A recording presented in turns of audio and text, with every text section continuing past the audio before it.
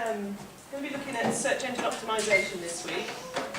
Delighted to say we've got a guest speaker with us, Alex Hill from SEO Works in Sheffield, to talk to you for the purpose of this session. We'll talk to you for about 45 minutes. Yeah. And then there's time for questions, so please, as he's going through stuff, anything that occurs to you that you think might be useful, please just pass it at the end when we invite questions from the Wake up group. at that point, that'd be great. And from experience of working with Alex before with postgraduate group, nice informal sort of field session, Yeah. so it's here to help you. We're going to be following up on this in the seminars today and tomorrow, so hand over to Alex Hill. His colleague is filming, so maybe got stripes on, I hope, over in the wider group. Anyway, Alex Hill, thanks very much. Hi, good morning everyone. As Carmel said, it's a real pleasure to speak here. I spoke just before Christmas to the Master's course, and as an ex-Sheffield Hallam student myself as well, it's really nice to be back. So I'll just go through with you today kind of the basics really about SEO. SEO is what we do, as the name of our company suggests. It's not a sort of bolt-on service to other things that we do. We're not a full service agency. We believe SEO is a discipline in itself that requires full attention. And I'll go through with you sort of what we do, how we do it, and a few examples and all the rest of it. So as Carmel said, if you've got any questions at any point, feel free just call out.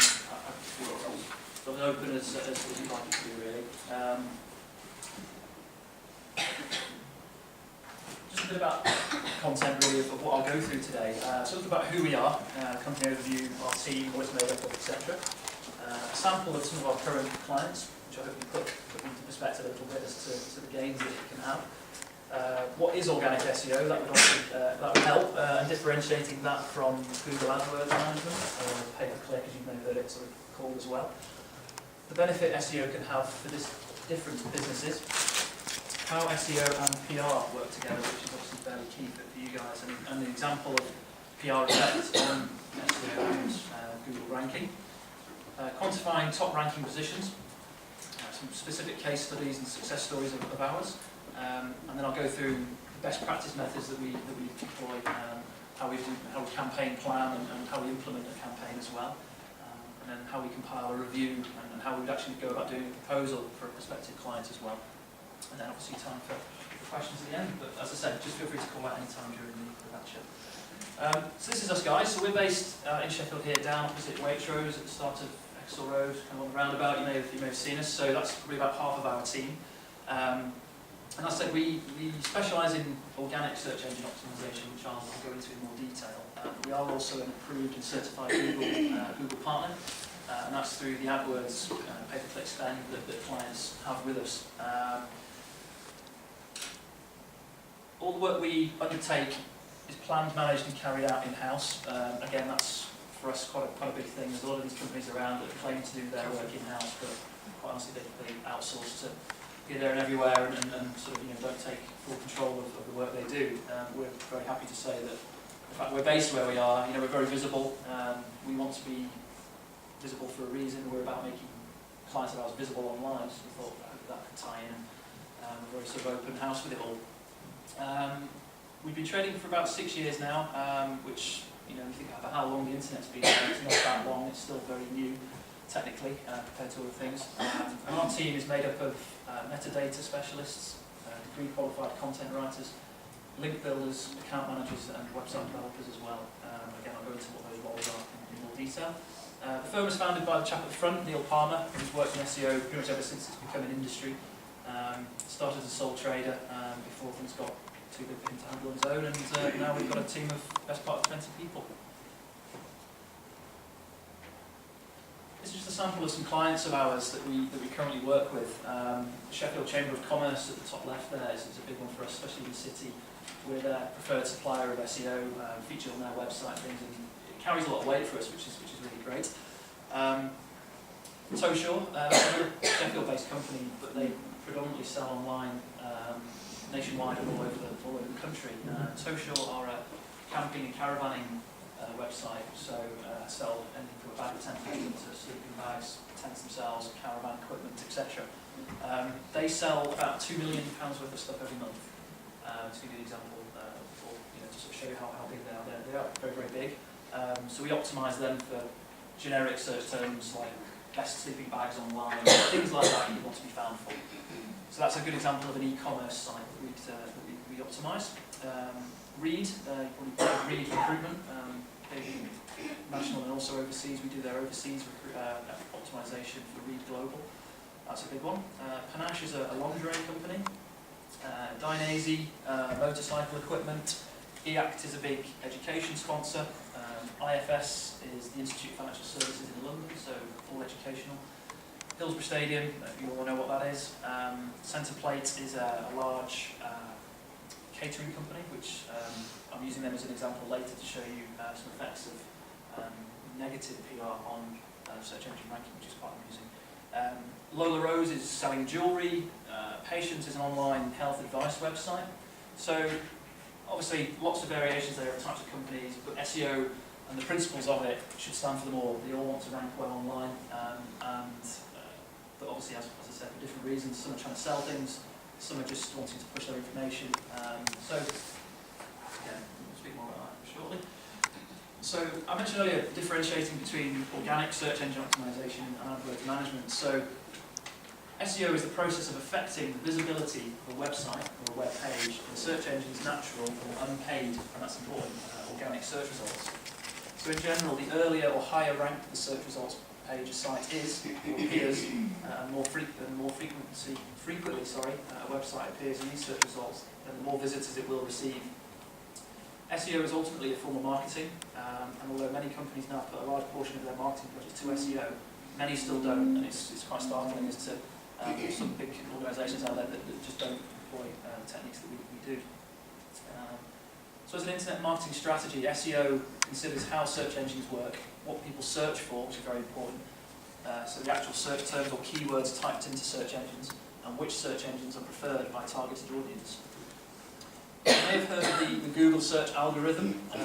When I say Google, I am obviously talking about Google, but I kind of use them as the collective for all search engines because they have a 93% market share compared to Bing and Yahoo. So they're the one to, if you want to rank anywhere, you want to rank on Google. But their algorithm is made up of criteria by which they can determine the importance, credibility, relevance and suitability of a website based on a particular unique search term or keyword. Google, you have to remember, is a service provider.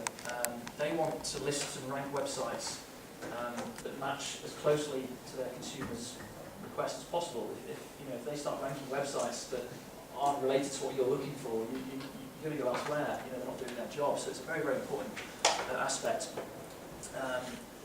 Google constantly updates its algorithm. It's never going to announce its algorithm.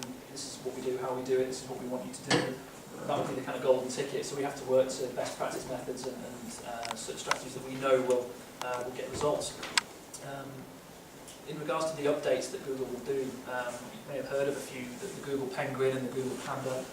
They're very big, sort of nationally sort of spoken about ones that have happened in the last couple of years or so, which have had a big effect for websites employing what we would call black hat techniques, so cutting corners, all this sort of thing to try and get quick rankings rather than using sort of white hat ethical, sustainable techniques.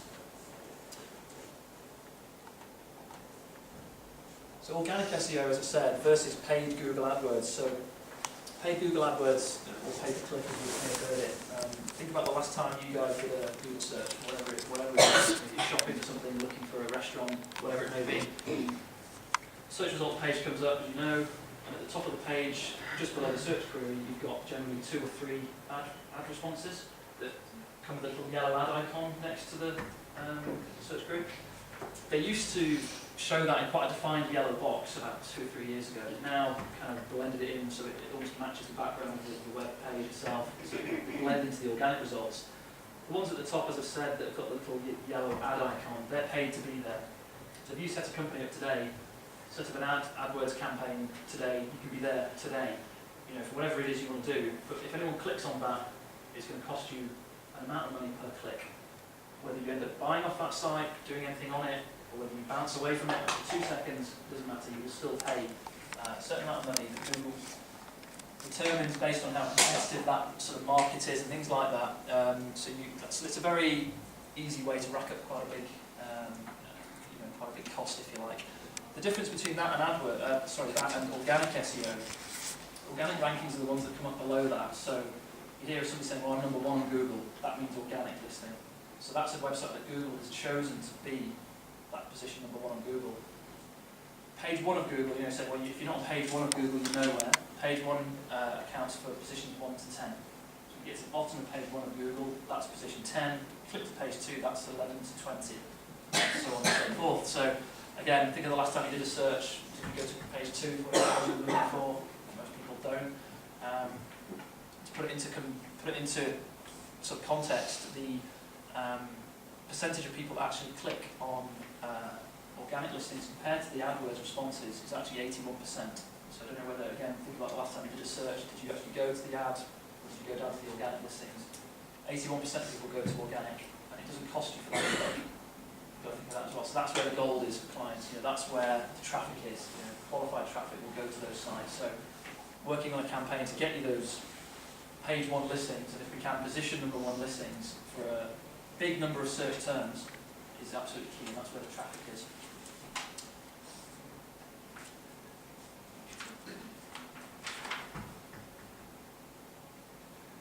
Example of a search page here. This is just a screen grab. So I've typed in search query SEO provider Sheffield. Fairly sort of generic. I'm not looking for a particular company that I know of. I want to find a company. This is the example here. So these are the ads. These are the ad responses. So they're all paying to be there. So if I click on one of those now, that might be £3 a click, £4, £5, I don't know. Some industries that are very competitive, like car insurance, believe it or not, can pay £30, £40 a click to try and get your business. Sounds ridiculous, but it's true. So again, keeping control of those budgets is very, very difficult. But coming up organically, number 1 as we do, as we would kind of hope, it's very key, and so that's generally the first place that 81% of people will go. So we'll get the click, and if 1 million people click on that a day, it doesn't cost us any more than if just 1 person clicks, because we're there organically, and that's kind of how it is. So that just hopefully gives you a definition as to organic SEO compared to Google Ads. So the importance of ranking top for organic search, as said, not many people go to page 2 or even sort of beyond that point. So being number 1, if you like, ranked organically is huge. As stated, 81% of people already, or habitually, should I say, go to the organic results rather than paid AdWords. So there's already a distinct benefit there, website ranking well organically. The actual percentages on average, if you were to take page 1 and 2 as 100% of clicks, position number 1 on average get 34% of all clicks. And as you can see, even though these are still on page 1 of Google, the percentage of clicks that position number 9 gets, 2.9% of clicks compared to 34 at the top. So yes, you're page 1, but there's a big difference between getting there. So we have a lot of clients come to us and say, well, we rank 5th for a lot of search terms or whatever. We say, well, that's pretty good, but they get 6%, so if we can get into there, they're going to get that. So it's just more opportunities for them to convert, more qualified traffic going to their site, etc. So it's when you start thinking of it like that, it's a big competition and a big business.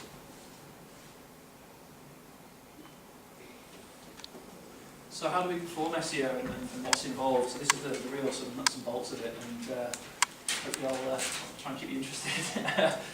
Quality SEO does take time. As I've said, with Google AdWords, you can be there today, you can be there tomorrow. You can just turn it on by flicking a switch. But good organic SEO does take time. We only use the safest, most effective SEO techniques to both improve and provide long-term ranking results and online visibility through the SEO process. Each SEO campaign is scheduled over a number of months, and therefore works as a retainer model for our clients. You're never, from an organic SEO, you're never optimised. The job is never done. It's constantly ongoing. Constantly things you can do over and above what you did last month, etc., etc. Working to the algorithm changes, all these different things. There's lots that we can always do. So talking about a few of those techniques. So I don't know if anyone's heard of metadata. Quite a big thing. So the metadata management is a huge part of it. And this refers to the behind-the-scenes and back-end description work of each website's page, image, header, title, and the content itself to show Google or show the search engine what the theme of the website is all about, and therefore what it hopes to rank for. So you look at the web page, you've got the nice title and picture and the content and whatever else you've got there. The metadata is the description, the sort of back end of that actually tells content itself is a ranking factor. It should be unique, it should be doing well, it should have keyword density in the right places, etc. But metadata is the back-end description, which actually really allows the search engine to get into it and rank it well. And that's a big area that a lot of companies just don't look at. I mean, why should they? You know, it's not their job. And a web developer building you a really nice-looking website, that's not a consideration for them. That's not their job. So they're not going to build you a site that's metadata typed. It's going to take you days, and it's not necessarily a speciality. So that's one big area that we'll look at. Algorithm compliance is a big area. When I say algorithm, the search engine, so the Google algorithm compliance. There are over 200 technical ranking variables that we would consider and work on for every website. These include keyword density. So let's take, I don't know, let's take Toshaw, for example, again, the camping caravan site. They want to sell caravan equipment, sleeping bags, all that kind of stuff. So keyword density, the keywords for them are things like sleeping bag, tent pegs, blah, blah, blah. But there's often a kind of temptation to overstuff a page with content just talking about those phrases. So sleeping bag 50 times in a page and hope that, well, Google's going to pick it up because of that. That's called keyword stuffing. So it's kind of, Google recognises straight away that they've tried to almost cut a corner with that, do a sloppy job, and you know, you get penalised, let alone not get rewarded for ranking. The keyword density also not only reflects the content of a page, it also goes into the meta and other areas of what you do as well. The URL structure, that's the URL is obviously the web address. The actual structure of that, believe it or not, can have an effect. You know, if you've got a company that is a Sheffield landscape gardener and their website address is Sheffield landscape gardener.co.uk, it's going to be a Google or better idea, which is called GKS Jones or something. What does that tell Google? It doesn't tell them anything. Metadata we've talked about. Link to text ratios is a pretty technical one, which I really won't bore you with. But it's basically the amount of text that you have in certain areas of a page or a site or behind the scenes. You can link to them, so it's making sure the ratios are correct. Again, connected to the keyword density. Sitemaps, internal linking, indexing, page load speed. You know, you've got to think every website wants to have a good user experience. So if it's not got the right level of hosting, or you know, it's not on a good server, it's really slow to load, you might click off it. So it's not a good user experience. So Google will use the actual page load speed of the site to actually give it some reward as well. Content I've underlined there, which is becoming bigger and bigger. And you know, you've got content writers out there that just specialise in writing unique sort of unique content for a site based on what it wants to do. Making sure it's got the right keyword density, and that's almost an industry in itself. We have a content writing team at the company that just specialise in writing content for companies, and that's often they'll come to us with their existing site and we'll actually just rewrite it, actual content, because it's crap. Image alt tags. Google, as I said, is a robot and doesn't know what an image is.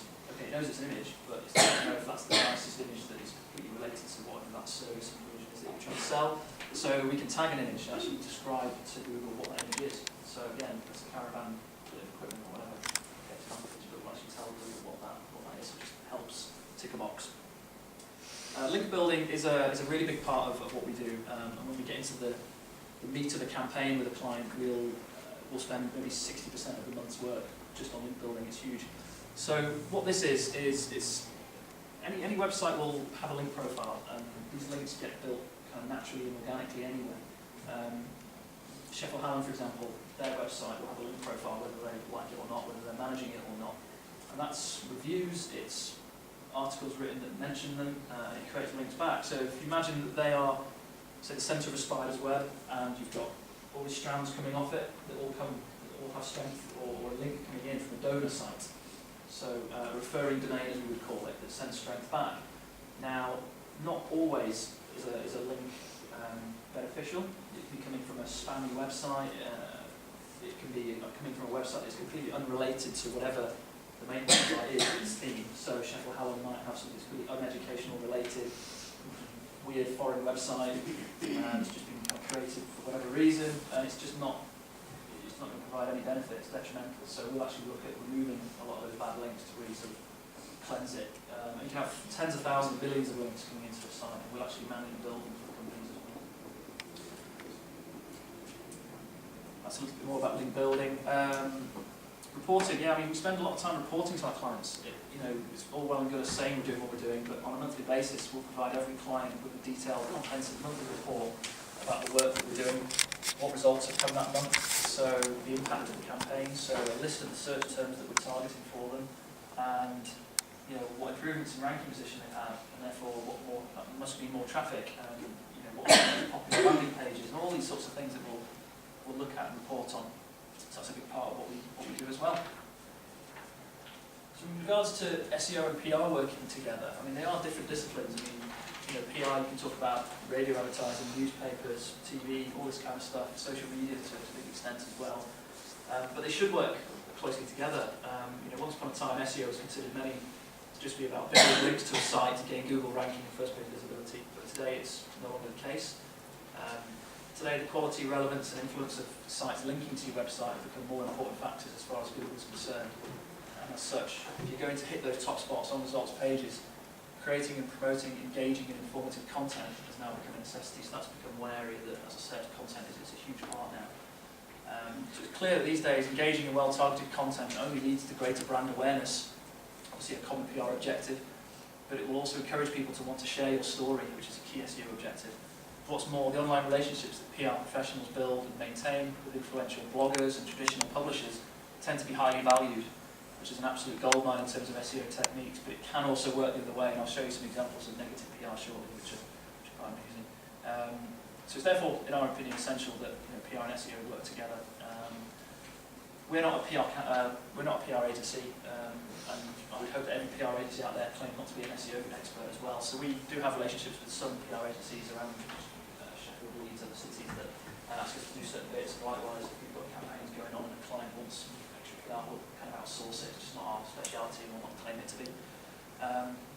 So PR and SEO combine activities. There are a number of activities that are carried out by PR and marketing teams that can further impact sales.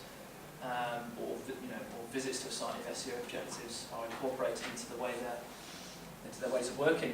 These include product reviews, product launches, events, interviews, press releases, features with brand ambassadors, news magazine features, media monitoring, reputation management is a big one, brand awareness, and social media. These are things you guys will probably know a huge amount more than me. But as SEO firms also undertake the majority of these activities, it's vital that all PR activities and calendars are shared with the SEO team.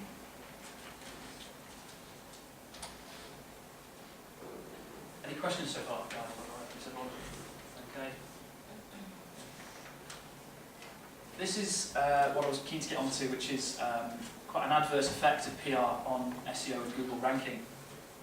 This is actually a client of ours. I mentioned Centerplate earlier that provide venue catering. So I'm going to paint you a picture here. Centerplate are a big blue chip company, especially in America. They're absolutely huge. They provide all the food at all the NFL, baseball, basketball matches with big stadiums. It's absolutely huge, as well as big hotels, museums, and other sort of attractions. Absolutely huge. This is just a screen grab here, obviously, that I've just put on the page. And last summer, I think it was August 2014, their CEO was caught, without him obviously knowing, he was caught on CCTV getting into a lift in a hotel in Vancouver, I believe, with his pet dog. And when the doors shut, he kind of started kicking his dog and picking it up on his lead and being really horrible to his dog, completely unprovoked. And he just obviously didn't realise he was getting filmed. So this got released, and he was instantly recognised. He was asked to step down from his six-figure a year salary, and he was ordered to pay $100,000 as a donation to help the animals or whatever. Lost his job, quite rightly so. He was threatened with a 2-year jail term. But now, the kind of point of this is, if you type in Centerplate into Google, this is what comes up. Not the fact that they are multi-million turnover catering company and all the stuff they want to be known for. So this is a really negative example. And where I've given this screen grab, this was the 4th result organically. So the one above it is Wikipedia. The one above it, at the top, I think was the Centerplate website, whatever. But just there, the first page, top of the first page, there was this video, and straight away you see the video, you're more inclined to click on that than actually just look at the boring URL and click on that. Oh, what's this going on around? So, in America now, it's absolute outrage, and people are boycotting going to grounds and stadiums that their food is at and things. So it's huge. The share price has dropped. It's really massive. So we've actually been asked by these guys to do a bit of reputation management, and the only way we can really be doing that is actually, what we're going to be doing is building brand new websites that all are very similar to the Centerplate domain name URL. So, okay, centerplate.com, we might create centerplate.org or centerplate.biz, create 5 or 6 variations of that, optimise the hell out of them, and try and get them to go above this. So it just pushes it down. Is that a bit like a diversionary tactic? Yeah, completely. Yeah. We've done it before for a lawyer in London who was a specialist in fraud law, and he then was done for fraud. Ironic. And he asked us to do the same thing, so we did the same thing to him. And prior to his kind of conviction, if you like, he typed his name and he was the man in London for what he did. And that's suddenly overnight, he typed his name in again, and it was done for fraud. You know, just really painted a really horrible picture of him, and that's the power of it. So, yeah, that hopefully gives you an example. Should have given something a bit positive, but yeah, case studies. Sorry to harp on about Toshal, but they're just a really good case study for us. So again, this is a caravan and camping website. So what this shows you here, sorry it's slightly blurred, but this pie chart here is 100% of their website hits in a month. Okay, coming from various sources. So the big blue section here, is their organic search. It equates to, as you can see, 53% or so, 54% of their entire visits are coming from people not knowing who they are. They've not been typing in Toshal, they've been typing in sleeping bags, whatever. The green section is what comes from their paid search, their Google AdWords paid click. To tell you that they spend £30,000 a month on Google AdWords, and they spend a tenth of that with us on organic, yeah, look what they get. So the return on investment is huge. Once you get top spots for organic rankings, that's when the traffic floods in. And as I said, there's no limit to how many people click on you. It doesn't cost you any more for being in those top positions, but it does cost you more and more people click on your pay-per-click. So even though they spend 30 grand a month, that's actually still a viable return on investment. They do actually make money from that investment, but their return on investment from organic is just kind of blows out of the water. So that just shows that, and that just shows kind of improvements in traffic levels that we've given them over time and things like that. So we're kind of their best buddies, which is good.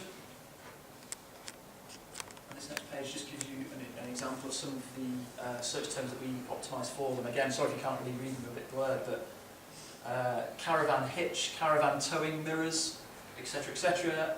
That's Toshal there. So these literally number ones all the way down. So that's number 1 organic ranking on Google for all of those. Who here has heard of Toshal before today? Not many. Have you heard of Go Outdoors? There we are. Look at where they rank for all those same terms.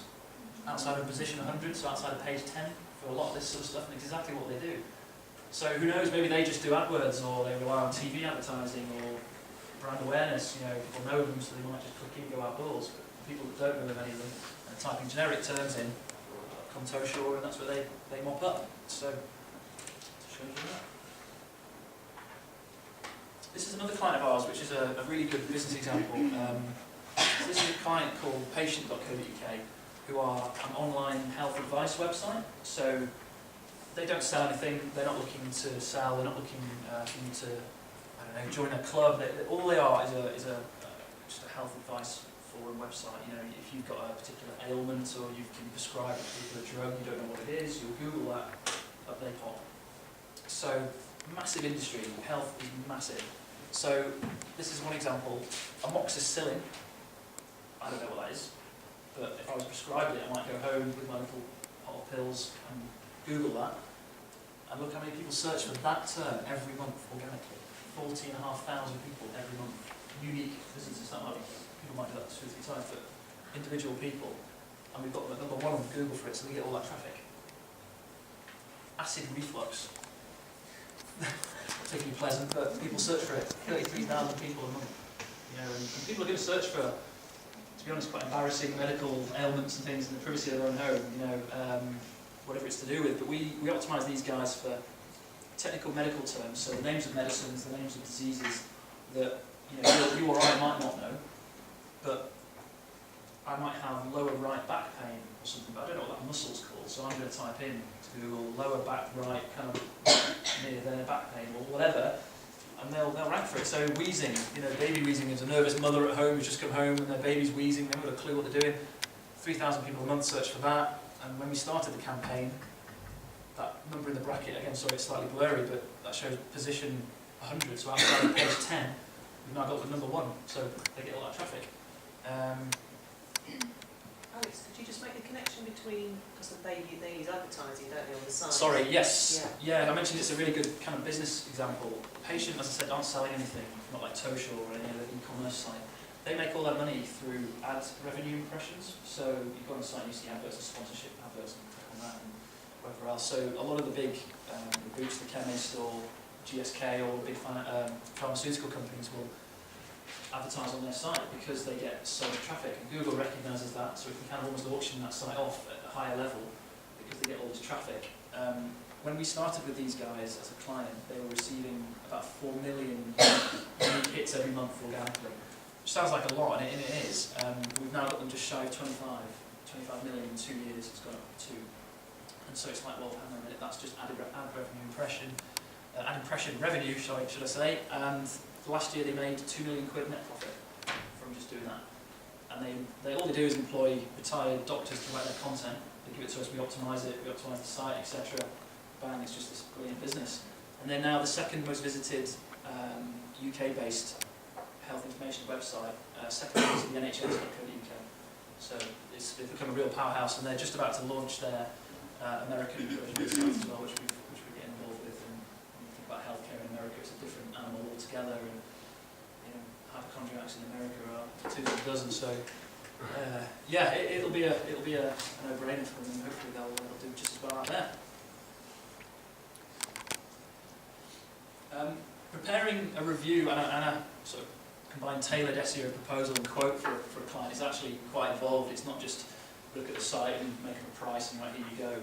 We'll actually go and review the site, so we'll review the compliance, we'll review the content, the link profile, etc., etc., and tell them potentially what bad shape it's in, what actually might be okay. So that all kind of makes the proposal real, because it shows us what the starting point is of the campaign.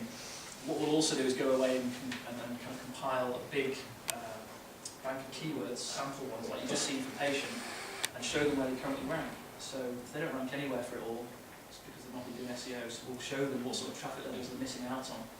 So come on board with us. When we get you those rankings, that's when the traffic will come. So it almost dangles the carrot. It sort of shows them, well, look what you could have. So sign here. That's kind of how it works. But this is an example for Comedy Central. I'm sure you're all aware of the TV channel. But their website, they revamped it middle of last year. And this is quite interesting because they're obviously huge.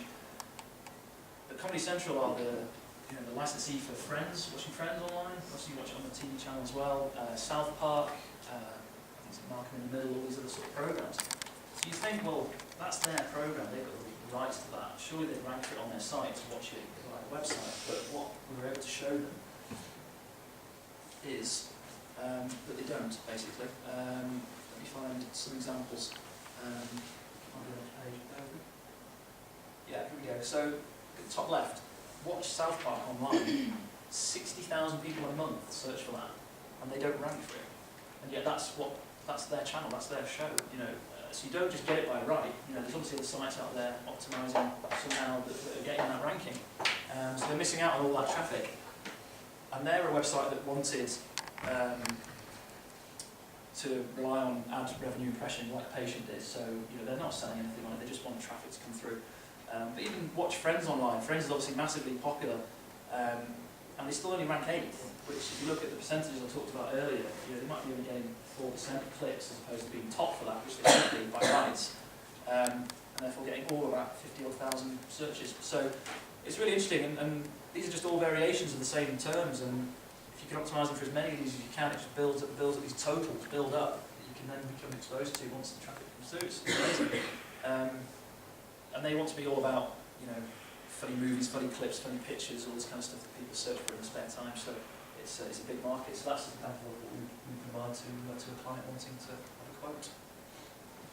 This is just a little bit more regarding the quote as well, which this shows you that Comedy Central is here. These are some other sites that are obviously, these two especially at the end, are ranking very well for, that are obviously doing SEO. That one at the end, it's either Funny or Die or College Humour, is owned by Will Ferrell, the comedian. So he's obviously got bags of cash, he's obviously invested in a good SEO team, so they're taking advantage of all these sorts of ranking positions. So for the sample of search terms that I've just showed you, that's where they fare for them all, compared to Comedy Central, which just don't rank anywhere. This is a bit of a review regarding the link profile of the site as well. So at the moment, Comedy Central has got 13,000 links, which might sound like a lot. College Humour has got 16 million links. Okay, not all of them will be good links, if you like, or strength giving and things, but you know, it's still a popularity contest at the end of the day, and you know, that's why they rank well. This is just a bit of a site audit that we do, which again, using Comedy Central as the example, there on that column.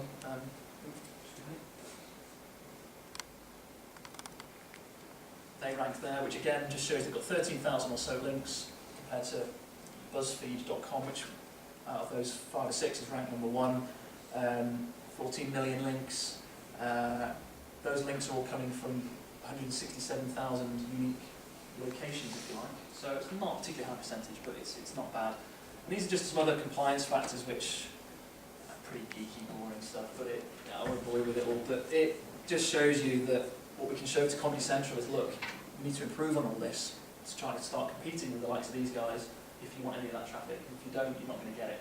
So it's a bit of playing catch up, you know, hopefully us doing better techniques than maybe what those other guys are doing. Just a bit of a race, really. But you've got to start somewhere if you want any of that traffic. There's actually one here I will just describe quite briefly. PageRank. You might think that might relate to a web page, but it's actually Larry Page, one of the co-founders of Google.